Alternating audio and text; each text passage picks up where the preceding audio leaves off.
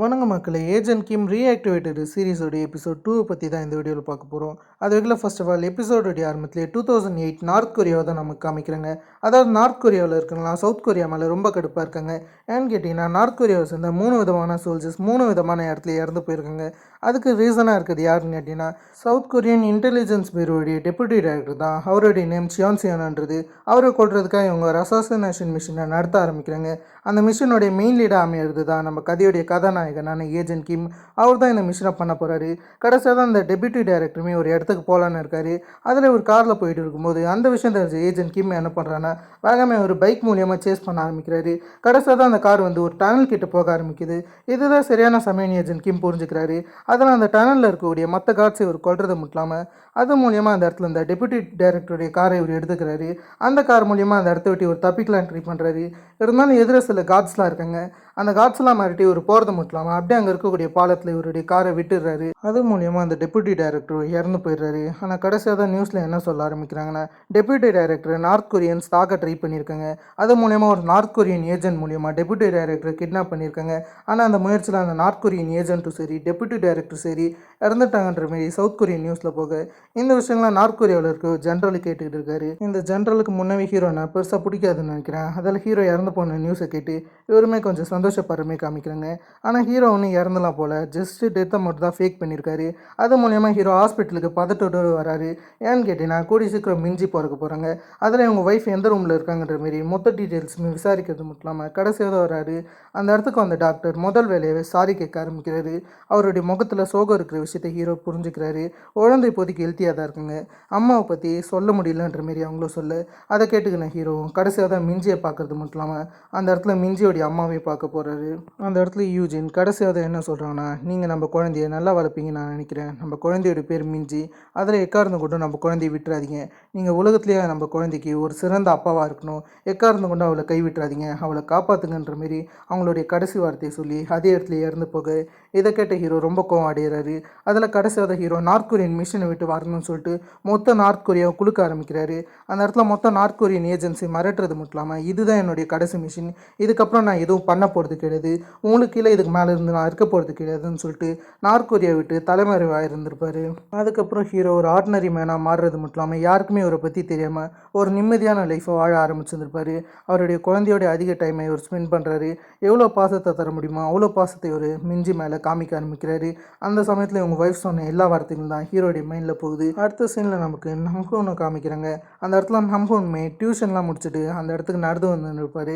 அதே இடத்துல நமக்கு மின்ஹோவை காமிக்கிறாங்க. இவராக தான் போன எபிசோடில் ஹீரோ புரட்டி போட்டி எடுத்து வந்திருப்பார். அந்த மின்ஹோ அப்படியே நம்ஹூன் கிட்ட வர ஆரம்பிக்கிறாரு.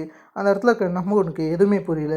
உங்களுக்கு என்ன வேணும்னு போது அந்த சைடு இருக்க மின்ஹோ சிம்பிளாக ஒரே ஒரு விஷயம் தான் சொல்கிறாரு. நான் உங்ககிட்ட தனியாக பேசணும்னு சொல்லிட்டு ஒரு முத்து சந்திர வச்சு நம்ஹூனை போட்டு பயங்கரமாக அடிக்கிறது மட்டும் இல்லாமல் அவருடைய ஃபோன் மூலியமாக மிஞ்சிக்கு மெசேஜ் அனுப்புகிறாரு. அதாவது ஸ்கூலுடைய பேக் கேட்டுக்கு வாங்குற மாரி மிஞ்சிக்கிட்ட மெசேஜ் அனுப்ப அதை பார்த்த மிஞ்சிமே ஒரு மாதிரி இன்னசென்ட்டாக தான் அந்த இடத்துல வருவாங்க. அந்த இடத்துல நம்ஹூன் என்னமோ ஒன்று பேச கூட்டிருக்கான்னு சொல்லிட்டு இவங்களும் அந்த இடத்துக்கு வரும்போது எதிர்பாராததுல ஹேரியும் அவங்களுடைய கேங்கும் அந்த இடத்துக்கு வர ஆரம்பிக்கிறாங்க. அடுத்ததாக ஹேரி என்ன சொல்ல ஆரம்பிக்கிறாங்கன்னா நம்ஹூனுக்கு உடம்பு சரியில்லை, அதால் தான் அவனால் இந்த இடத்துக்கு வர முடியல, நாங்கள் வேணா அது வரைக்கும் கம்பெனி தரோன்னு மிஞ்சிக்கிட்ட வெறுப்பேற்றுற மாரி பேசிக்கிட்டு இருக்க. இருந்தாலும் ஹீரோ மிஞ்சிக்காக பர்த்டே கிஃப்ட் எல்லாம் ரெடி பண்ணி வச்சிருக்காரு. ஏன்னா கரெக்டாக 12 மணிக்கு மிஞ்சியோடைய பிறந்த நாள் ஆரம்பிக்க போகுது. அதுக்கு ஒரு பக்கம் ஹீரோ ரெடி ஆகிட்டு இருக்க. அதே சமயம் தான் இந்த விஷயங்கள் நடந்துன்னு இருக்கும்.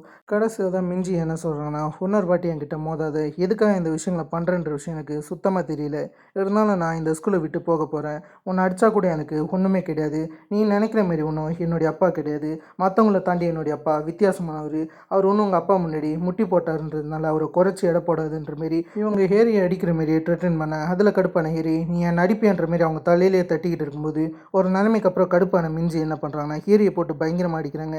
அந்த இடத்துல மிஞ்சிக்கு நல்லாவே சண்டை போட தெரிஞ்சிருக்கு. அது மூலியமாக இவங்க ஈஸியாகவே ஹேரி அடித்து கீழே தள்ள அதில் ஹேரி கடுப்பாகிறாங்க. அதே சமயத்தில் கடைசியாக தான் மின்ஹோன்னு ஒருத்தவன் இந்த இடத்துல இருந்தால அவன் அந்த இடத்துல மிஞ்சியை போட்டு அடிக்க ஆரம்பிக்கிறான். மிஞ்சி ஒரு பொண்ணுன்னு கூட பார்க்காம கன்னத்தில் பயங்கரமாக அடிச்சுன்னு இருக்க. கடைசியாக தான் கடுப்பான ஹேரி என்ன பண்ணுறாங்கன்னா ஒரு செங்கல் எடுத்து மிஞ்சியோடைய தலையிலே அடிச்சிடுவாங்க. அது மூலியமாக மிஞ்சி அதே இடத்துல மயக்கம் போட்டு வந்துடுறாங்க. கடைசியாக தான் மிஞ்சியோடைய மண்டையிலேருந்து அதிக ரத்தங்கள் வருது. ஆனால் மிஞ்சியோடைய கடைசி வார்த்தை என்ன இருக்குன்னா அப்பான்ற அந்த ஒரு வார்த்தை தான் இருக்குது. இதில் ஹேரி ரொம்ப பயந்து போயிடுறாங்க. ஹேரி கொலை பண்ணிட்டாங்களான்ற மாரி யோசிக்க, இதனால் மின்ஹோ தான் ரொம்ப சஃபர் ஆக ஆரம்பிக்கிறாரு. இவங்க மிரட்டலான்னு சொல்லிட்டு தான் கூட்டம் வந்திருப்பாங்க. ஆனால் கடைசியாக தான் இது கொலையாக மாறிடுச்சு. அதில் அங்கே இருக்கிற மின்ஹோ எல்லாரையும் மிரட்ட ஆரம்பிக்கிறாரு. யாரும் இங்கே போலீஸ்க்கு கான்டாக்ட் பண்ணக்கூடாது, அப்படி கான்டாக்ட் பண்ணிங்கன்னா என்ன நடக்கும்னு தெரியாதுன்ற மாரி அங்கே இருக்கக்கூடிய மற்ற பசங்களை மிரட்டுறது மட்டும் இல்லாமல் இவர் ஹேரி கிட்ட எதை கண்டும் பயப்படாத, எனக்கு சில ஆட்கள் தெரியுன்ற மாரி இவர் வேகமாக மின்சியோலுன்னு கூடிய ஒரு ஆளுக்கு கால் பண்ணுவார். அந்த இடத்துல மின்ஹோவுமே நாங்கள் தவறுதலாக ஒரு பொண்ணை கொலை பண்ணிட்டோம்னு நினைக்கிறேன், அந்த பாடியை டிஸ்போஸ் பண்ணணும் போது மின்சியோவில் அதை மறுக்கிறாரு. அந்த சமயத்தில் ஹேரி ஃபோனை வாங்குறது மட்டும் இல்லாமல் பணத்தை பற்றி கவலைப்படாதீங்க, நான் ஜுன்ஹாக் கன்ஸ்ட்ரக்ஷன் சேர்மேனுடைய பொண்ணு பேசுகிறேன், அதில் உங்களுக்கு எவ்வளோ பணம் வேணாலும் நான் தரேன்னும் போது அதை கேட்டு மின்சியோல் கடுப்பாக ஆரம்பிக்கிறாரு. இது ஏதாச்சும் ப்ராங்காலா, என்னை ஏமாற்ற ட்ரை பண்ணுறீங்களான்னு கேட்குறாரு. ஜுன்ஹாக்கோடைய சேர்மேனுடைய பொண்ணுன்னு சொன்னால் மட்டும் நான் நம்பிடுவேனான்னு போது இதை கோல்டன் டீத் கேட்குறாரு. அந்த இடத்துல கோல்டன் டீத்தும் மின்சியோவில் கூப்பிட்றது மட்டும் இல்லாமல் நீங்கள் இப்போதைக்கு எந்த சேர்மேனை பற்றி பேசுகிறீங்கன்ற விஷயத்த நான் தெரிஞ்சுக்கலாமான்னு கேட்க, அந்த இடத்துல மின்சியோலோ சொல்ல ஆரம்பிக்கிறாரு. அதாவது யாரோ ஒருத்தவங்க சேர்மேன் கங்சனுடைய பொண்ணுன்னு சொல்லி கால் பண்ணுறது மட்டும் இல்லாமல் அவங்க ஆக்சிடெண்ட்டாக ஒரு கொலையை பண்ணிட்டாங்களா, அதுக்கான பாடியை டிஸ்போஸ் பண்ணணும் போது இதுதான் கோல்டன் டீத்துக்கு சரியான சமயமாக இருக்குது. அதில் இவர் என்ன பண்ணுறேன்னா, முதல் வேலையாக மிஞ்சி எந்த இடத்துல இறந்து போயிருக்காங்களோ அந்த இடத்துக்கு வரது மட்டும் இல்லாமல் மிஞ்சியோடைய பாடி எடுத்து கார்க்குள்ளார் போகிறாரு. அதே சமயத்தில் ஹேரி இவர் கூட்டிகிட்டு தான் போகிறாரு. ஹேரிக்கிட்ட என்ன சொல்கிறேன்னா, எனக்கு உன்னுடைய அப்பாவை பற்றி நல்லாவே தெரியும், அதால் நீ எதை பற்றி கவலைப்படாது, எனக்கு பணம் கூட தேவையில்லைன்ற மாரி இவர் சொல்லிக்கிட்டு இருக்க. அந்த இடத்துல ஹேரி எனக்கு எதை பற்றி கவலை கிடையாது, அந்த பாடியை மறைச்சா மட்டும் போதுன்ற மாரி இவங்க கோபமாக கத்திக்கிட்டு இருக்க. அதை கோல்டன் டீத்தும் கவனிக்க ஆரம்பிக்கிறாரு.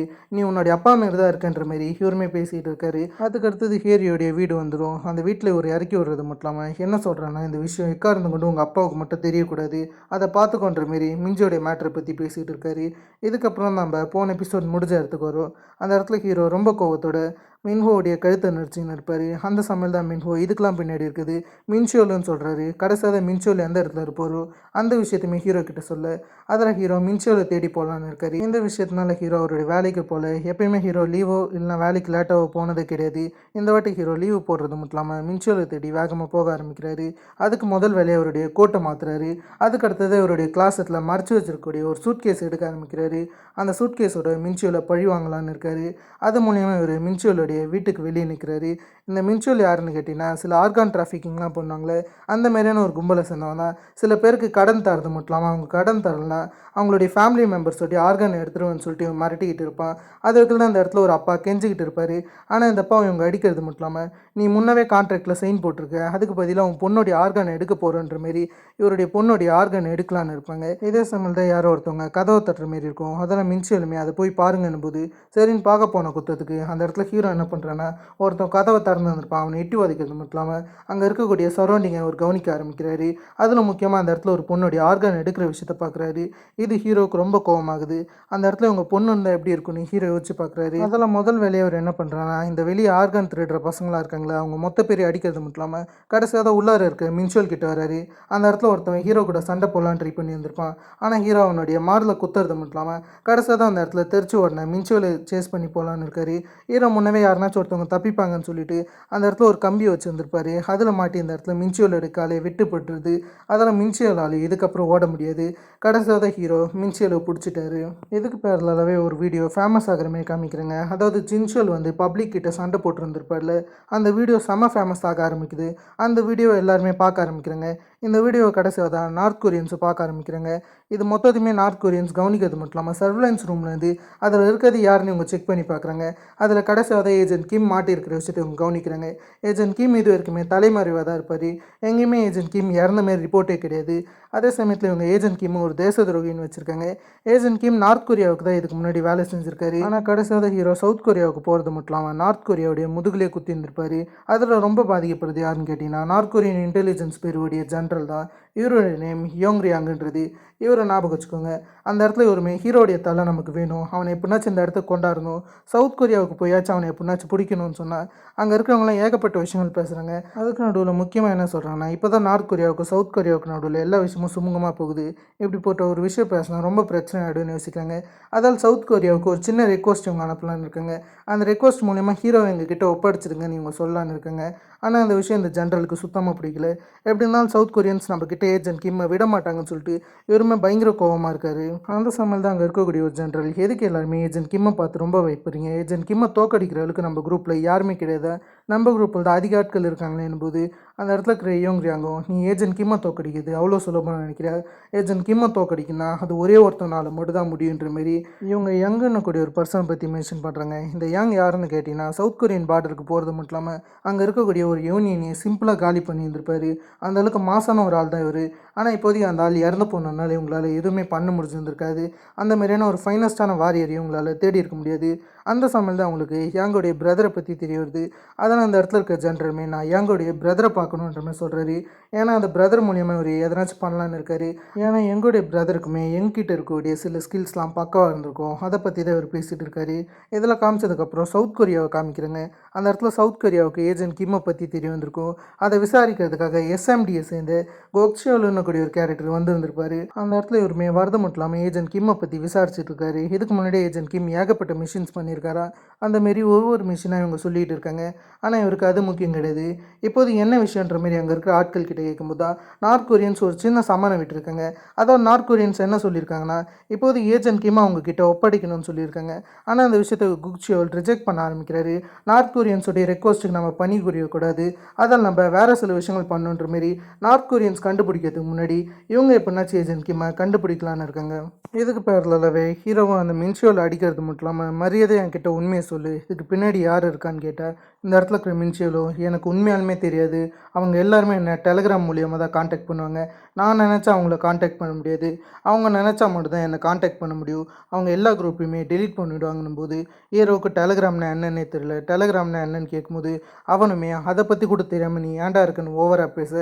அதை கேட்டு ஹீரோ உன்னுடைய மூஞ்சில் அடிக்கிறது மட்டும் இல்லாமல் நீ உன்னுடைய பெற்றோர்களை இருந்தனா உன்னை எல்லாருமே அனாதைன்னு சொல்லுவாங்க, இதுவே நீ உன்னுடைய புருஷன் இழந்தா உன்னை விடோன்னு சொல்லுவாங்க, கடைசியாக ஒரு பெற்றோர் அவங்க குழந்தை இழந்தா என்னன்னு சொல்லுவாங்க தெரியுமா, யூகிக்க முடியாத வலிகளை சொல்லுவாங்க.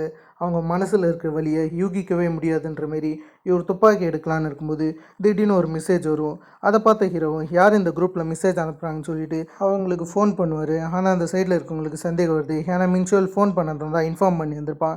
திடீர்னு அதுக்கு ஃபோன் பண்ணுறேன்னு யோசிக்கும்போது கோல்டன் தீத்தும் மேபி அது போலீஸாக இருக்க வாய்ப்புகள் இருக்குது, அவங்கள நம்ம நேரில் பார்க்குற வரைக்கும் இதை அட்டன் பண்ணாது, அதே சமயத்தில் ஃபோனை தூக்கி போட்டுரு, குரூப்பையும் டெலீட் பண்ணிவிடுன்னு சொல்ல அதுக்கடுத்ததாக ஹீரோ அங்கே வந்த கடைசி மெசேஜை பார்த்துட்டாரு.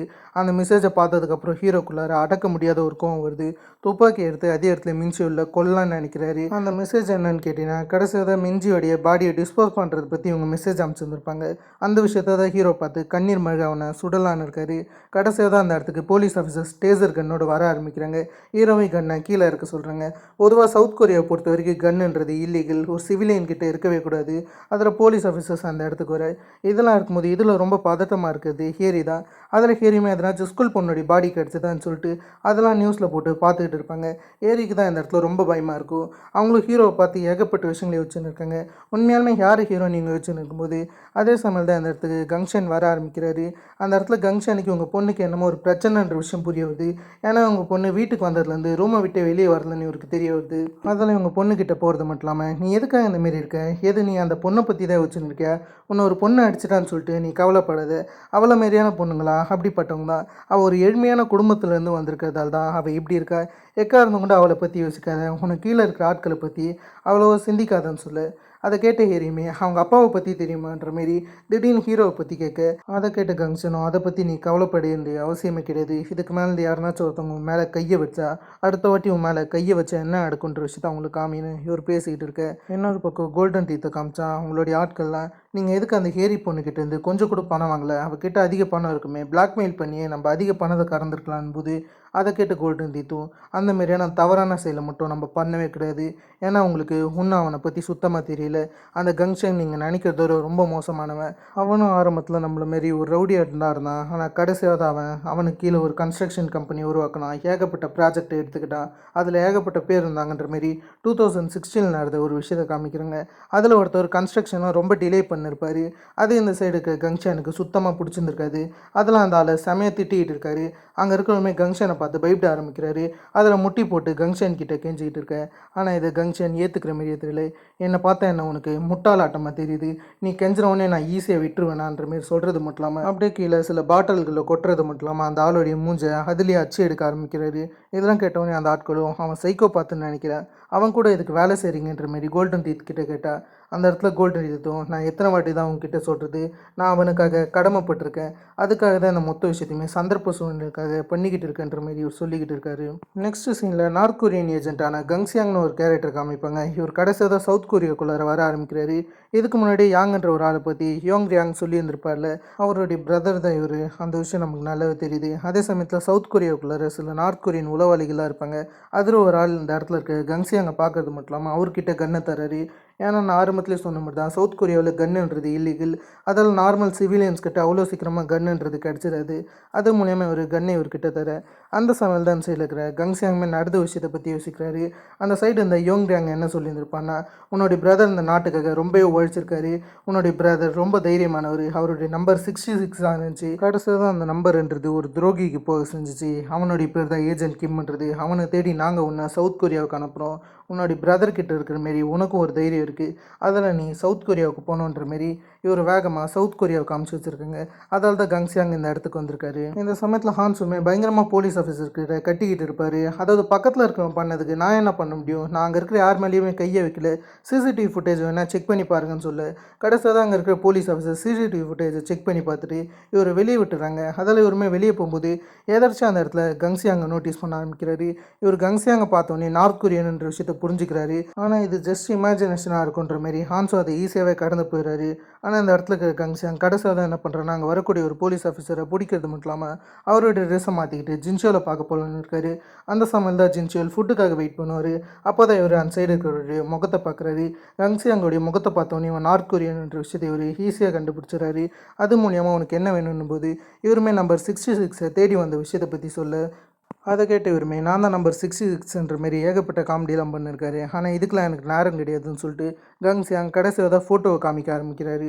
அதை பார்த்தோன்னே எனக்கு தெரியாதுன்ற மாரி இவர் சொல்ல அதை கேட்டு கடுப்பான கங்சியாங் துப்பாக்கி எடுக்க ஆரம்பிக்கிறாரு.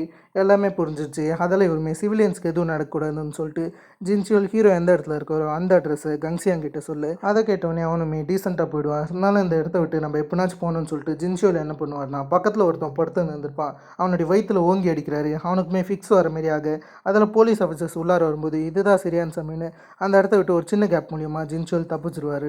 அடுத்த சீன்லேயே கோல்டன் டீத்தை காமிச்சா அவர் என்னமோ ஒரு வேலையை பார்க்குற மாதிரி தெரியுது. கடைசியாக ஹியரியும் மின்ஷியோலும் ஃபோனில் பேசியிருந்திருப்பாங்களே அந்த விஷயத்தை ஒரு ரெக்கார்டு எடுத்த மாதிரி தெரியுது. அது மொத்தத்தையுமே ஒரு எடிட் பண்ண ஆரம்பிக்கிறாரு. அதை எடிட் பண்ணி ஒரு வேறு என்னமோ ஒரு விஷயத்தை பண்ணுற மாதிரி இருக்குது. மேபி ஒரு சேர்மன் கங்ஷனை கூட மிரட்ட அதிக வாய்ப்புகள் இருக்குது. அந்த மாதிரியான ஒரு சில வேலைகள்லாம் இவர் செய்கிற மாரி இருக்குது. இருந்தாலும் இவர் இப்போதைக்கு எப்படினாச்சும் அந்த பாடியை டிஸ்போஸ் பண்ணணும்னு இருக்காரு. அது வகையில் இவங்க மிஞ்சியோடைய பாடியை பார்க்குறாங்க. ஆனால் அந்த இடத்துல மிஞ்சியோடைய பாடியிலேருந்து ஏகப்பட்ட பிளட் ஸ்மெல் அடிக்குது. அதெல்லாம் பார்த்தவங்க அங்கே இருக்கிறவங்ககிட்ட திட்டிக்கிட்டு இருக்க அந்த சமயம் தான் நமக்கு ஒரு விஷயம் தெரிய வருது. அதாவது இந்த இடத்துல மிஞ்சி இறக்கு கிடையாது, மிஞ்சியோடைய கையின்றது லைட்டாக அசைய செய்யுது. கடைசியாக ஹீரோடைய ஷாட்டுக்கு வந்தால் அந்த இடத்துல இருக்கிற போலீஸ் ஆஃபீஸர் ஹீரோடைய நேம் ஏகப்பட்ட டீட்டெயில்ஸ் கேட்டுருக்குங்க. ஆனால் ஹீரோ எதுக்குமே ஆன்சர் பண்ணுற மாதிரி தெரியல. ஏன்னா ஹீரோ மனசோடைஞ்சு போயிருக்காரு. அதில் போலீஸ் ஆஃபீஸர்ஸ் அவருடைய ஃபிங்கர் பிரிண்ட் எடுத்து அதை ஸ்கேன் பண்ணி பார்க்குறாங்க. கடைசியாக தான் மொத்த விஷயமே டினைட்டுன்னு வர விஷயத்தை இவங்க கண்டுபிடிக்கிறாங்க. இது என்ன விஷயன்ற மாரி எல்லோரும் பார்த்துக்கிட்டு இருக்கும்போது திடீர்னு ஹீரோடைய ஃபோன் அடிக்க ஆரம்பிக்குது. அந்த போலீஸ் ஆஃபீஸருமே இதில் என்னுடைய பொண்ணுன்ற ஒருத்தவங்க ஃபோன் பண்ணுறதா சொல்ல அதை கேட்டுக்கிட்ட ஹீரோ நம்ம பொண்ணு தான் புரிஞ்சுக்கிட்டு உள்ளார இருக்கிற போலீஸ் ஆஃபீஸரை புரட்டி போடுறது மட்டும் இல்லாமல் ஹேண்ட்கஃபெல்லாம் கட்டிட்டு கடைசியாக தான் அந்த இடத்துல அந்த போலீஸ் ஆஃபீஸரோட கழுத்தை நெரிக்கிறாரு. பேச முடியாத மாரி அந்த ஃபோனை ஹீரோ அட்டன் பண்ணி மிஞ்சி இது நீ தானன்ற மாரி கேட்க ஆனால் அந்த சைட்லேருந்து எந்த வித ரிப்ளையும் வந்த மாதிரி தெரியல. உண்மையாலுமே மிஞ்சியோடைய ஃபோன்லேருந்து யார் கால் பண்ணியிருப்பாங்கன்னு தெரியல. இருந்தாலும் கண்டிப்பாக உங்களுக்கு இந்த எபிசோட் பிடிச்சிருக்காங்க. செம்ம தரமாகவே மேக் பண்ணியிருக்காங்க. மேனேஜர் கிம்னு ஒரு வெப்டூன் எடுத்து அதில் வந்து மொத்த விஷயத்தையுமே அடாப்ட் பண்ணியிருக்காங்க. அதெல்லாம் செம்ம இன்ட்ரெஸ்டிங்காக இருக்குது. ஹீரோடைய கேரக்டருக்கு ஏகப்பட்ட டெவலப்மெண்ட்டும் ஏகப்பட்ட பில்டப்பும் முடிஞ்ச அளவுக்கு தராங்க. அதெல்லாம் செம்ம சூப்பராகவே இருக்குது. இதுக்கப்புறம் ஹீரோ என்ன பண்ண போகிறாரு, அவருடைய பொண்ணை எப்படிலாம் காப்பாற்ற போகிறான்றதை நம்ம நெக்ஸ்ட் எபிசோடில் பார்த்துக்கலாம். அதே சமயத்தில் எவ்வளோ பேர் நெக்ஸ்ட் எபிசோடுக்கு வெயிட் பண்ணுறீன்றதை மறக்காமல் கமெண்ட் பண்ணிட்டு போங்க. இதேமாதிரி நான் உங்களை வேறு ஒரு தன்னால் ஆசமான வீடியோவில் சந்திக்கிறக்கும். Have fun guys.